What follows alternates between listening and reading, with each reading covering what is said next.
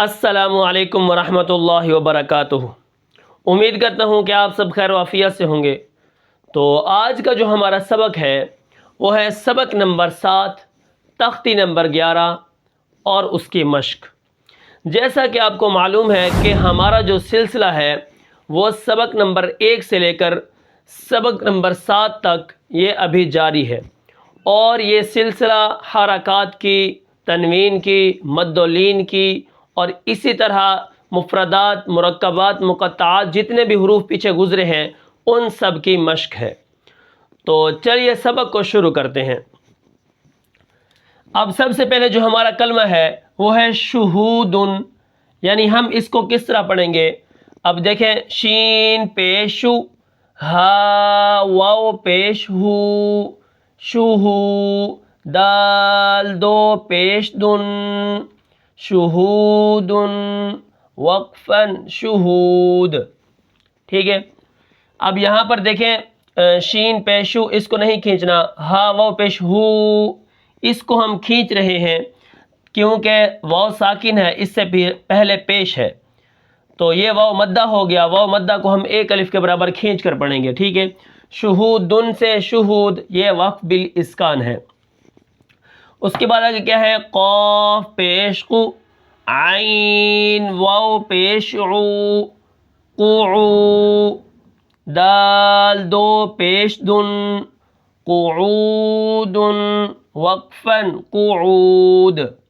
شہودن کی طرح یہ بھی قعود ہے، لیکن یہاں پر عین ہے، عین واو پیش عو، یعنی یہاں پر واو مدہ ہے اور پیچھے قاف کے اوپر پیش ہے، تو قاف کو ہم بالکل نہیں کھینچیں گے اور عین کو کھینچ کر پڑھیں گے، اور دال کے اوپر جو وقف ہے وہ ہے وقف بالاسکان۔ ٹھیک ہے، وقف بالاسکان یعنی دو پیش کو ہم ساکن کر دیں گے۔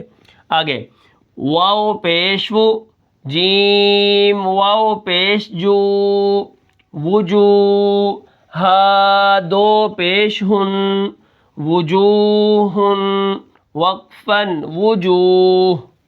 ٹھیک ہے، اب دیکھیں یہاں پر واو کے اوپر پیش ہے، ہم نے اس کو نہیں کھینچا، لیکن واو ساکن ہے، اس سے پہلے پیش ہے، تو ہم اس کو اس لیے کھینچ رہے ہیں کہ یہ واو مدہ ہے اور یہ واو متحرک ہے۔ آخر میں جو ہے وجوہن کو ہم نے وجوہ، یعنی ہم نے دو پیش کو ساکن کر دیا۔ ٹھیک ہے، ہا کو ساکن کر دیں گے۔ تو آگے کیا ہے؟ اسیمن، اب اس کو کس طرح پڑھیں گے؟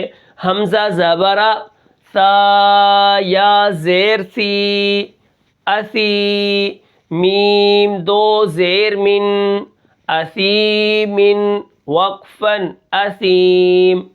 اب یہاں پر دیکھیں سا یا زیر سی ہے، اب یہاں جو یا ہے یہ یا مدہ ہے۔ ٹھیک ہے، پیچھے الف کے اوپر اگر زبر زیر پیش آ جائے تو وہ الف نہیں ہوتا، اس کو ہم حمزہ پڑھیں گے۔ اور میم دو زیر من، یہ جو نون کی آواز پیدا ہو رہی ہے اس کو نون تنوین کہتے ہیں۔ آگے حمزہ زبرہ، لام یا زیر لی، علی، میم دو زیر من، علیمن، وقفاً علیم۔ الف کے اوپر زبر آ گئی تو یہ حمزہ بن گیا، لام یا زیر لی ہے، یا کیا ہے؟ یا مدہ ہے، اور اسی طرح آگے دو زیر کے اوپر ہم نے وقف کیا، علی من سے علیم کر دیا، علی من سے ہم نے علیم کر دیا، تو یہ وقف بالاسکان ہے۔ آگے کیا ہے؟ بصیرن اور خبیرن۔ اب اس کے ہجے کس طرح ہوگے؟ جیسے با زبر با، صاد یا زیر صی، بصی، را دو زبر رن، بصیرن، وقفاً بصیرا۔ اب یہاں پر میں نے ایک وقف کیا ہے، اس کو وقف بالابدال کہتے ہیں۔ ابدال کا مطلب ہوتا ہے بدلنا۔ ہم دو زبر کی تنوین کو، یہ دو زبر جو ہے ہم اس کو الف کے ساتھ بدل دیں گے حالت وقف میں، جیسے بصیرن سے بصیرا۔ اگر اس کے اوپر وقف نہیں کریں گے تو یہ اپنی حرکت کے مطابق پڑھا جائے گا۔ ٹھیک ہے، آگے خا زبر خا، آگے کیا ہے؟ خا زبر خا، با یا زیر بی، خبی، را دو پیش رن، خبیرن، وقفاً خبیر، را بریک ہوگی۔ اب یہاں پر دیکھیں خا زبر خا، خا کو ہم موٹا کر کے پڑھیں گے، با یا زیر بی ہے تو اس میں یا مدہ ہے اور را کے اوپر دو پیش ہے، خبیر ان سے ہم پڑھیں گے خبیر، وقت بالاسکان ہوگا۔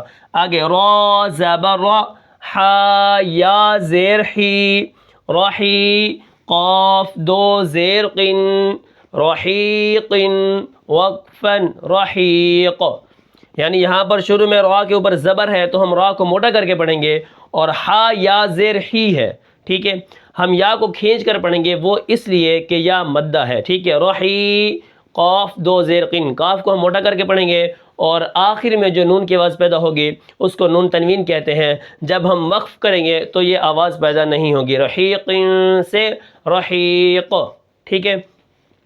اس کے بعد کیا ہے، اب ہے شہیدن، شین زبر شا، ہا یا زیر ہی، شہی، دال دو پیش دن، شہیدن، وقفن شہید،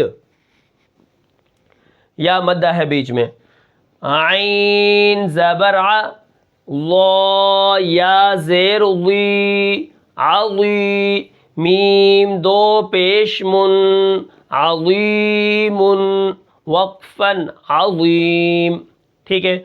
اب دیکھیں یہاں پر عین کے اوپر زبر ہے، لا کو ہم موٹا کر کے پڑھیں گے، اور لا جو ہے یہ درمیان والے خاندان میں سے ہے، طا اور لا یہ دو حروف ایسے ہیں جو درمیانی خاندان کے ہیں، یعنی یہ کیا کرتے ہیں، اپنے آگے حرف بھی اپنے ساتھ جوڑ لیتے ہیں اور پیچھے والے حرف کو بھی اپنے ساتھ جوڑ لیتے ہیں، یعنی یہ مل جل کر آ جاتے ہیں۔ لیکن عین جو ہے اس کو دیکھیں یہاں پر آدھا آیا ہوا ہے، اگر یہ بیچ میں آئے گا تو وہاں پر بھی کیا ہے، آدھا ہی آئے گا، لیکن جب یہ آخر میں آئے گا، جیسے من جوع آخر میں پورا آتا ہے، ٹھیک ہے۔ اگر آپ کو یہ نہیں پتا کہ حرفوں کے خاندان کیا ہے، حرفوں کے خاندان کا کیا مطلب ہے، یہ حروف شین آدھا کیوں آیا ہوا ہے، ہا آدھا کیوں آیا ہوا ہے، واو آخر میں پورا کیوں ہے، را، دال، ذال یہ آخر میں پورے کیوں آتے ہیں، اور باقی جتنے بھی حروف ہیں 6 حروف کے علاوہ آدھے مل جل کر آ جاتے ہیں، تو اس کی کیا وجہ ہے، تو اس کو اگر آپ نے سمجھنا ہے کہ حرف کس طرح بنائے جاتے ہیں، کلمات کس طرح بنتے ہیں، ان حرفوں کو کیسے جوڑا جاتا ہے، تو آپ ہمارے چینل پر جا کر تختی نمبر 2 حروف مرکبات، وہاں پر میں نے حرفوں کے خاندان بتائے ہوئے ہیں، وہ جا کر آپ دیکھ سکتے ہیں، انشاءاللہ آپ کو وہاں سے بہت بڑا فائدہ ہوگا۔ اگر آپ یہ جاننا چاہتے ہیں کہ حرفوں کو کس طرح پڑھا جاتا ہے اور کس طرح حرفوں کو کیا ہے تلفظ کے ساتھ ادا کیا جاتا ہے، تو وہاں آپ میرے چینل پر جا کر تختی نمبر 1 سے لے کر اور جتنے بھی اس کے پارٹ ہیں وہ آپ دیکھ سکتے ہیں۔ اس کے بعد کیا ہے، اب وہاں پر اگر اس کے بعد حروف مقطعات جیسے الف لام میم ہے، جس کو لوح قرآنی بھی کہتے ہیں، اگر وہ آپ دیکھنا چاہتے ہیں تو وہاں پر حروف مقطعات کے میں نے آپ کو وہ بتایا ہوا ہے کہ وہ کتنی صورتوں کے شروع میں آتے ہیں اور وہ کتنے حروف ہیں اور وہ کس طرح پڑھے جاتے ہیں۔ اسی طرح زبر زیر پیش کو ہم کیوں نہیں کھینچتے، زبر ہمیشہ حرف کے اوپر کیوں ہوتا ہے، اس کی آواز کیسے ہوتی ہے، زیر ہمیشہ حرف کے نیچے ہوتی ہے، اس کی آواز کیسی ہوتی ہے، پیش ہمیشہ حرف کے اوپر مڑا ہوا ہوتا ہے، اس کی آواز کیسے ہوتی ہے، اس کو کس طرح پڑھا جاتا ہے، تو یہ جا کر آپ ہمارے چینل پر تختی نمبر 4 کے تحت یعنی حرکات کی جو مشق ہے اور اسی طرح جو سوال و جواب ہیں وہ جا کر آپ دیکھ سکتے ہیں۔ یعنی اگر آپ نے تختی نمبر 1 سے لے کر ابھی تک تختی نمبر 11 تک ہمارے سوال و جواب اور ان تختیوں کے جو پارٹ ہم نے بنائے ہوئے ہیں اگر وہ آپ نے نہیں دیکھے تو آپ میرے چینل پر وہاں پر جا کر آپ نورانی قاعدہ سیکھ بھی سکتے ہیں اور ایک اچھا قرآن پڑھنے والا بھی بن سکتے ہیں۔ تو امید کرتا ہوں کہ یہ آپ کو سبق سمجھ آیا ہوگا۔ ملتے ہیں پھر انشاءاللہ اس تختی کے آخری اور لاسٹ سبق میں، تب تک کے لیے مجھے اجازت دیجیے، اللہ حافظ۔